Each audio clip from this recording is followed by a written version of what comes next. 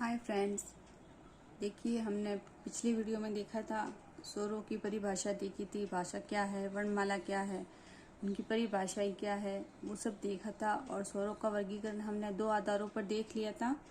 एक तो होष्ठों की आकृति के आधार पर, जिसमें क्या थे दो प्रकार के, गोलाकार और अवृत्ताकार, जिसे क्या क्या कहते हैं, व्रतमुखी भी कहते हैं, वृत्ताकार, गोलाकार, वर्तुल कोई भी कहते हैं। और दूसरा था अवृत्ताकार या पृष्ठ या अवृतमुखी। तो बोल के उच्चारण करके हमने देखा था कि कौन से गोलाकार है और कौन से अवृत्ताकार है। फिर दूसरा हमने देखा था जीवा के प्रयुक्त होने वाले भाग के आधार पर।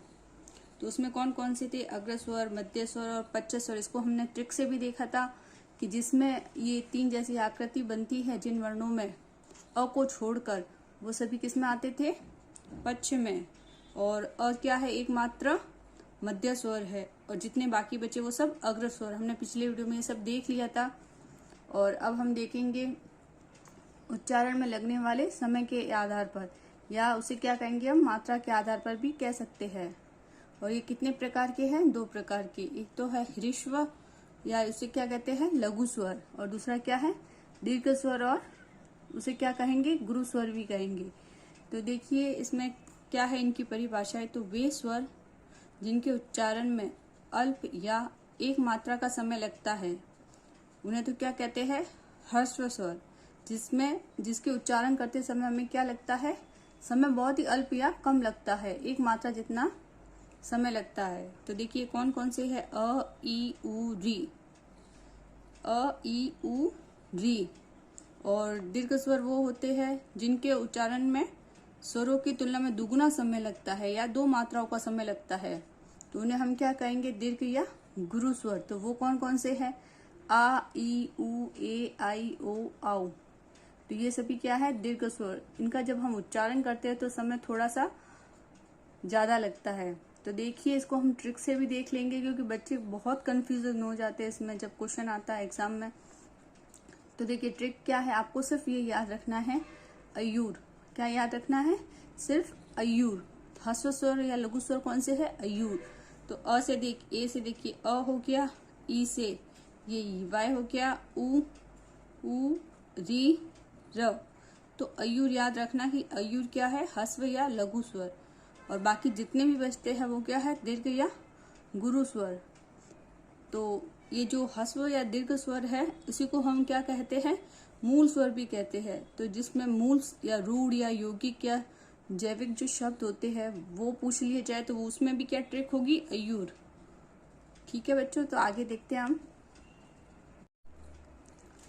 तो देखिए जो ह्रस्व या लघु स्वर थे, उसी को हम बनावट या निर्माण या रचना के आधार पर क्या कहते हैं, मूल स्वर या रूट स्वर या जड़ या बीजाक्षर, प्राकृतिक, नैसर्गिक, इसमें से कोई भी शब्द आ सकता है।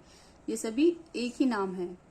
तो बनावट या निर्माण के आधार पर रचना कितने हैं, स्वर कितने प्रकार के, दो प्रकार के, मूल स्वर और संयुक्त संधि स्वर।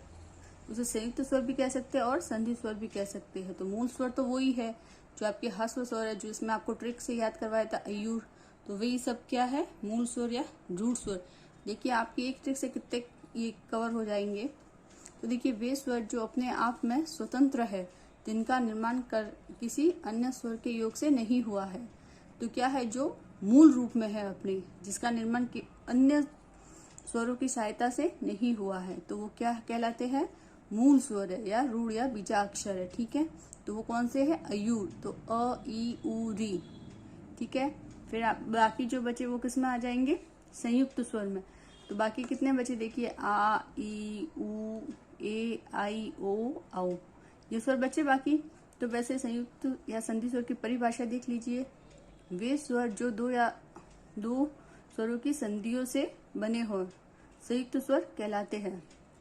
जिसमें दो स्वर मिलकर एक स्वर बनता है उसे हम संयुक्त स्वर कहते हैं। ठीक है बच्चों, जैसे अ प्लस अ मिलके आ बना, ई प्लस ई मिलके ये ई बना। ठीक है, अब आगे भी हम देखते हैं, इसके भी कितने, दो पार्ट है। तो देखिए इसके दो पार्ट कौन कौन से हैं, सजातीय संयुक्त संधि स्वर। तो सजातीय संयुक्त संधि स्वर तो वे हो जाएंगे जो अपने ही समान स्वर के योग से बनते हैं, या कह सकते हैं कि जब दो एक समान स्वर मिलकर दूसरा स्वर बनाते हैं तो वो क्या हो जाएगा, स जाती है। और जब दो अलग अलग स्वर मिलकर दूसरा स्वर बनाएंगे तो वो वी जाती है। ठीक है, तो देखिए वे स्वर जो एक समान स्वरों की संधि या योग से बनते हैं, जैसे अ प्लस अ बराबर आ, ई प्लस ई बराबर ई, उ प्लस उ बराबर उ। और वी जाती है जो अलग अलग स्वरों की संधि से बनते हैं, जैसे ए आई ओ आओ। फिर इसके भी आगे दो पार्ट किए गए हैं, गुण स्वर और वृद्धि स्वर। जो गुण संधि में प्रयुक्त होते हैं वो तो है गुण स्वर, और वृद्धि स्वर वे जो वृद्धि संधि में प्रयुक्त होते हैं। एक बार पुनः देख लीजिए इसको शुरू से।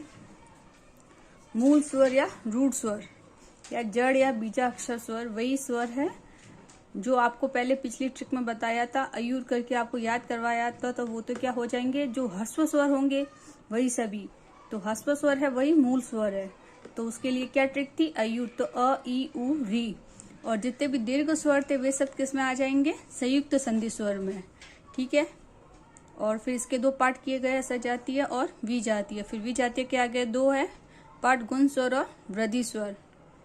ठीक है बच्चों, तो देखिए उम्मीद है आपको अच्छा लगा होगा ये पार्ट। और अगर आपको ये पसंद आया और ट्रिक अच्छी लगी, और अगर आप चाहते हैं कि आपके लिए ऐसी ही ट्रिक मैं लेके आऊँ, आपके कंफ्यूजन को दूर करूँ, तो चैनल को ज़्यादा से ज़्यादा सब्सक्राइब कीजिए, लाइक कीजिए और शेयर कीजिए। Thank you friends.